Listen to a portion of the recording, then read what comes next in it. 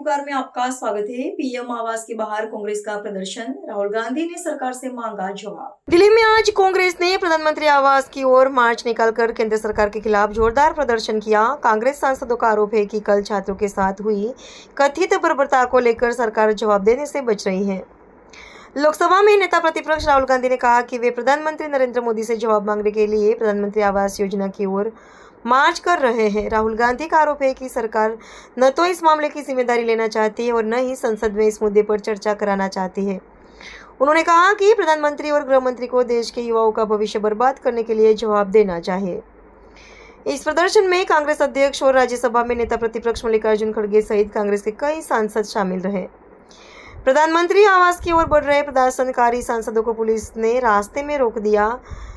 इसके बाद कई कांग्रेस सांसदों को हिरासत में ले लिया गया। कांग्रेस का कहना है कि छात्रों से जुड़े मुद्दों पर सरकार को संसद में विस्तृत चर्चा करानी चाहिए और जिम्मेदारी तय करनी चाहिए। वहीं पुलिस ने सुरक्षा व्यवस्था का हवाला देते हुए प्रदर्शनकारियों को आगे बढ़ने की अनुमति नहीं दी।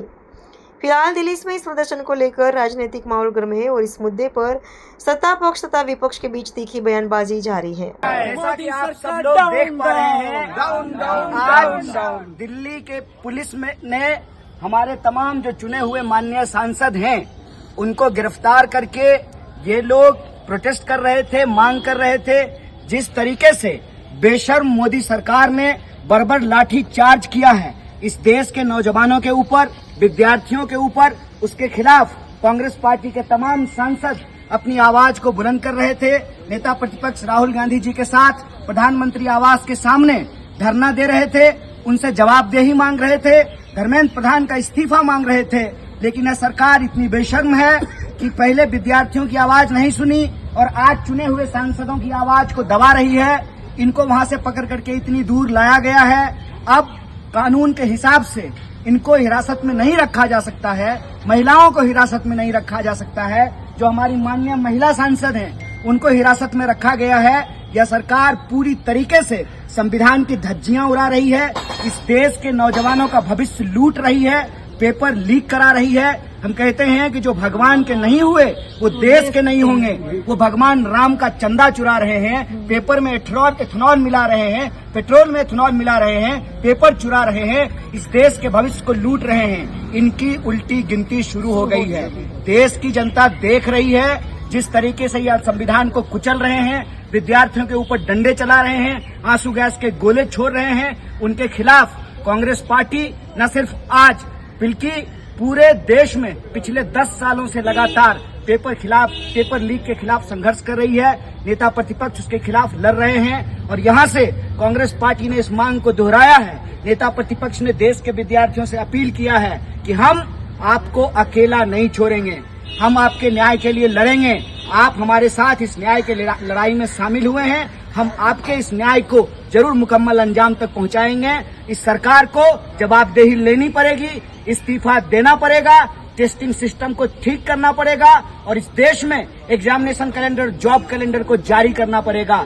जब तक देश का भविष्य सुरक्षित नहीं होगा, जब तक यह बदहाल शिक्षा व्यवस्था बदलेगी नहीं, तब तक कांग्रेस पार्टी इस लड़ाई को जारी रखेगी। हमारे तमाम सांसद यहाँ मौजूद हैं, वो भी अपनी बात रखेंगे और यहाँ से इस आवाज को हम लोग बुलंद करेंगे कि पेपर लीक के खिलाफ ये लड़ाई रुकने वाली नहीं है। चाहे जितना डंडा इस्तेमाल करना है ये कर लें, जितना आंसू गैस चलाना है ये चला लें, लेकिन ये लड़ाई रुकने वाली नहीं है। इनको हम यही कहना चाहते हैं कि जगह है कितनी जेल में तेरी, देख लिया है देखेंगे। जगह है कितनी हिरासत में तेरी, देख लिया है देखेंगे।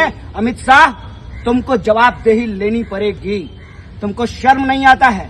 अपने बेटा को बीसीसीआई का सेक्रेटरी बनाते हो और इस देश के आम परिवार के बच्चों के ऊपर लाठियां चलाते हो, छोटे छोटे बच्चों के सर फोड़ते हो, आंसू गैस के गोले चलाते हो। प्रधानमंत्री को, गृह मंत्री को, शिक्षा मंत्री को और पूरी सरकार को जवाबदेही लेनी पड़ेगी, नहीं तो ये न्याय का लड़ाई रुकने वाला नहीं है। बहुत बहुत शुक्रिया, बहुत बहुत धन्यवाद। जय हिंद, जय कांग्रेस, जय युवा शक्ति। आज फिर से दिल्ली पुलिस ने गृह मंत्री के इशारे पर, प्रधानमंत्री के इशारे पर बहुत ही कायरतापूर्वक तरीके से हमारे नेता राहुल गांधी को घसीटकर हिरासत में लिया। हमारी नेता प्रियंका गांधी को बदतमीजी कर और घसीटकर बस में जबरदस्ती ठूसा और बदतमीजी से ले जा रहे हैं। बता भी नहीं रहे कि हमारे नेताओं को कहां ले जा रहे हैं। हम सब को गिरफ्तार करके ले जाया जा रहा है। हमारे कपड़े फाड़ दिए, हम पर एक तरह से बर्बरता पूर्वक कार्रवाई की। हमारी मांग बहुत स्पष्ट है, छात्रों के ऊपर लाठियां नहीं चलने देंगे, छात्रों के ऊपर केस नहीं चलने देंगे, धर्मेंद्र प्रधान को अपनी कुर्सी पर नहीं रहने देंगे। गृह मंत्री को माफी मांगनी है और इस्तीफा देना पड़ेगा। प्रधानमंत्री को माफी मांगनी है छात्रों से, उनके माता पिताओं से, और इस्तीफा देना पड़ेगा। जय हिंद, जय कांग्रेस। अगर आपने हमारा अभी तक चैनल सब्सक्राइब नहीं किया है तो कृपया चैनल सब्सक्राइब कर लें, लाइक करें, शेयर करें, कमेंट करें। तो मिलते हैं फिर किसी और खबरों के साथ। नमस्कार।